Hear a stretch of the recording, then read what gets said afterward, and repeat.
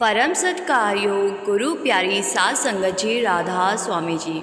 साध संगत जी, आज की साखी शुरू करने से पहले हम इस बात को समझते हैं कि जब दो लोग का एक साथ ही एक ही समय में जन्म होता है और उनमें से एक को तो बहुत ही अमीर परिवार मिल जाता है और दूसरे को बहुत ही गरीब परिवार मिलता है, आखिर मालिक ये निर्धारित कैसे करता है कि किस जीव को कहाँ भेजना है?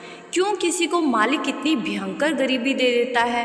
ऐसे कौन से पूर्ण जन्मों के कर्म होते हैं जो हमारा अगला जन्म निर्धारित करते हैं? साध संगत जी, जिनका भजन सिमरन बहुत होता है वो तो अपने कर्मों का हिस्सा पूरा करके सद्गुरु के चरणों में लीन हो जाते हैं, उनका तो दोबारा जन्म नहीं होता है।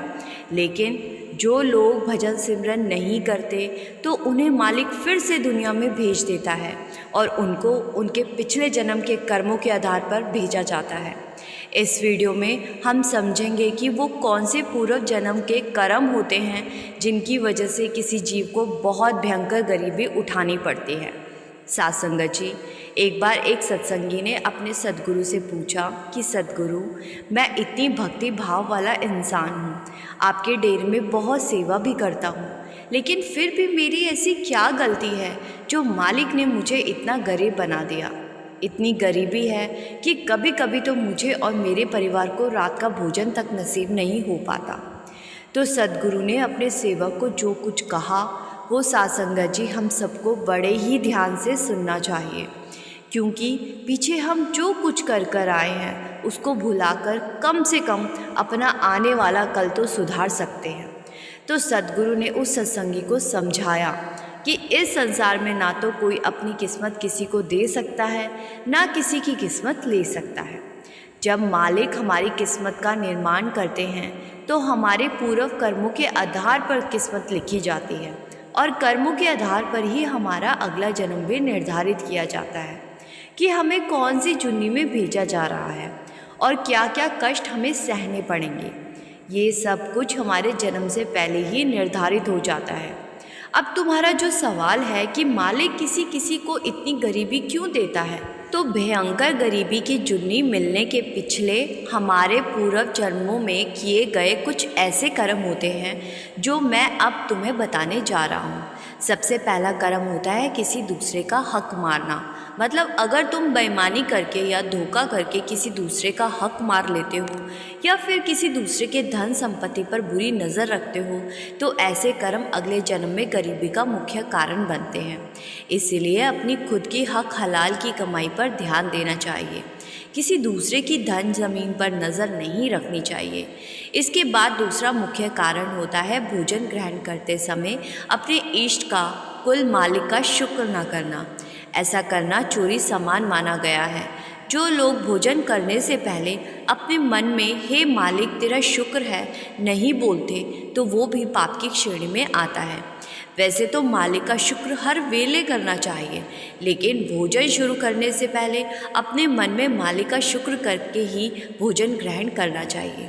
जो लोग ऐसा नहीं करते अगले जन्म में मालिक उन्हें भोजन से वंचित रख देता है और उन्हें कई बार भूखे सोना पड़ता है। इसके बाद तीसरा कर्म होता है अपनी कमाई का थोड़ा सा हिस्सा भी परमार्थ के कामों में ना लगाना। बहुत से लोग कमाते तो बहुत ज़्यादा है लेकिन परमार्थ के काम बिल्कुल भी नहीं करते। वाणी में कहा गया है कि हमें हमारी कमाई का 10वां हिस्सा अच्छे कामों में लगा देना चाहिए। लाचारों की मदद करना, लंगर में योगदान देना, पशु पक्षियों की सेवा करना और जहाँ भी आपकी आस्था जुड़ी है वहाँ कुछ दान कर देना, ये सब परमार्थ के काम होते हैं। जो लोग अपनी पूरी की पूरी कमाई अपने ऐशो आराम पर ही खर्च कर देते हैं तो उन्हें आगे चलकर भयंकर गरीबी भोगनी पड़ती है।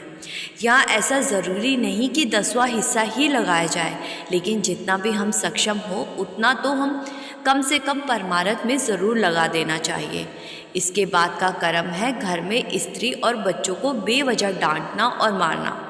जो इंसान अपने परिवार के सदस्यों के साथ बुरा बर्ताव करता है, बेवजह लड़ाई झगड़े करता है, बीवी और बच्चों को मारता पीटता है, तो ऐसे इंसान को आगे चलकर गरीबी के दिन देखने ही पड़ते हैं।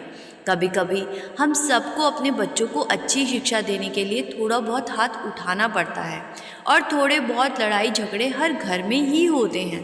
लेकिन अगर हम बिना किसी कारण के हर समय घर के सदस्यों को मारते पीटते हैं तो हमें इसका भयंकर अंजाम उठाना पड़ता है।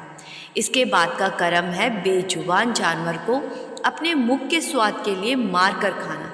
ये पाप सबसे बड़े पाप की श्रेणी में आता है। ऐसा करने वाले इंसान को आगे चलकर गरीबी के साथ साथ और भी बहुत कुछ भोगना पड़ता है।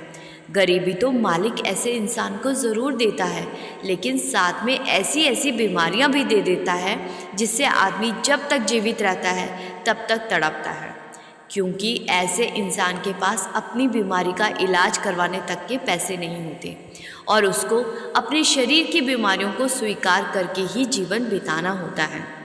इसीलिए ये कर्म तो भूल से भी नहीं होना चाहिए।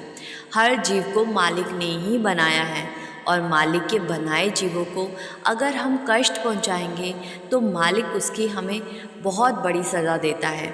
इसीलिए जीव जंतुओं से उतना ही प्रेम करो जितना अपने बच्चों से करते हो। ये सब सुनकर सत्संगी कहने लगा, हे मेरे सच्चे पातशाह, पिछले जन्म में मेरे जो भी कर्म रहे होंगे, लेकिन अब इस जन्म में मैं ऐसा क्या करूं जिससे कम से कम तकलीफ़ में मेरा पिछले बुरे कर्मों का हिसाब पूरा हो जाए। तो सद्गुरु ने समझाया कि जब हम मालिक की बंदगी करते हैं, उसका भजन सिमरन करते हैं, नाम की कमाई करते हैं, तो मालिक धीरे धीरे हमारे पिछले कर्मों के हिसाब को पूरा करवाने में लग जाते हैं। क्योंकि ना तो मालिक हमारे चढ़ावे से खुश होते हैं और ना हमारे द्वारा किसी नदी में नहा लेने से मालिक को कोई फ़र्क पड़ता है। जो मालिक इस पूरी दुनिया को देता है वो भला तुम्हारे चढ़ावे से क्यों खुश होगा। अक्सर लोग नंगे पैर चलकर और घंटों लाइन में लगकर प्रभु की मूरत पर मिठाई के भोग इत्यादि लगाकर ये सोच बैठते हैं कि ऐसा करने से हमारे कर्म कट जाएंगे, या फिर लोग नदियों में नहाने को मोक्ष समझ बैठते हैं। तो ये सब हमारी गलती है। मालिक हम सब के अंदर विराजमान है और 24 घंटे शब्द धुन हमारे अंदर बज रही है। जब हम नाम की कमाई करके अपने अंदर शब्द धुन को सुनने लगते हैं तो धीरे धीरे हमारे कर्म कटने लगते हैं और हमारा पिछला हिसाब किताब पूरा होने लगता है।